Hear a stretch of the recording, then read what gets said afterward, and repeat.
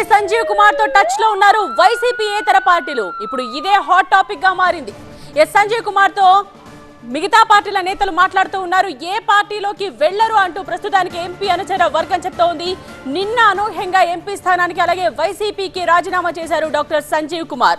Speaker ను కలిసి రాజీనామా లేఖను అందజేస్తానన్నారు. ఈసారి ఎంపీ టికెట్ గుమ్మనూరు జయరాంకు ఖరారు చేయడంతోనే సంజీవ్ కుమార్ ఈ నిర్ణయం తీసుకున్నారన్న చర్చ నడుస్తోంది. అసలే ఎన్నికల టైం.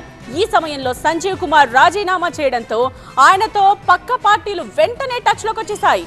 అయితే ఆయన ఏ పార్టీలోకి వెళ్లరు అని అనుచర వర్గం స్పష్టం చేస్తోంది. పదవీ కాలం ముగిసేందుకు పట్టుమని 2-3 నెలలు కూడా లేదు. ఏపీలో ఎలక్షన్ షెడ్యూల్ ఎప్పుడైనా వెలువడే ఛాన్స్ ఉంది. ఈ సమయంలో ఎంపీ స్థానానికి రాజీనామా చేశారు కర్నూలు ఎంపీ డాక్టర్ సంజీవ్ కుమార్.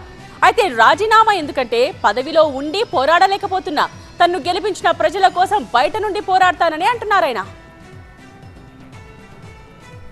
ముఖ్యమంత్రి జగనన్న గారి ఆశీర్వాదంతో ఎంపీ అయ్యాను.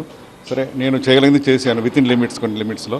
మరి బయటకు వస్తే నేను డెవలప్మెంట్ గురించి గట్టిగా మాట్లాడగలుగుతాను ఒక బీసీ నాయకుడిగా అనే ఉద్దేశంతో బయటకు వచ్చాను. మన గుండె మీద చేయవేసుకుని చెప్పగలుగుతాను. ఇంతవరకు ఏ పార్టీతో మాట్లాడలేదు.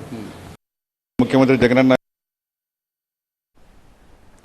సంజీవ్ కుమార్ వర్షన్ ఎలా ఉన్నా ఈ టైంలో రాజీనామా చేయడం, గుమ్మనూరు జయరాంకు ఎంపీ టికెట్ ఖరారు చేయడంతో సంజీవ్ కుమార్ కండువా మార్చబోతున్నారన్న ప్రచారం ఊపందుకుంది. పార్టీ నేతల వర్షన్ మరోలా ఉంది. బీసీ వర్గానికి చెందిన సంజీవ్ కుమార్ కు పార్టీ సముచిత గౌరవం ఇచ్చింది. రాజకీయాల్లో లేకున్నా టికెట్ ఇచ్చి గెలిపించింది. రానున్న ఎన్నికల్లో మరో బీసీ నేతకు టికెట్ ఇచ్చి గెలిపించాలనేది వైసీపీ ఉద్దేశం అంటున్నారు జిల్లా అధ్యక్షుడు రామయ్య. సీఎం జగన్ బీసీలకు పెద్దపీట వేస్తున్నారని అంటున్నారు.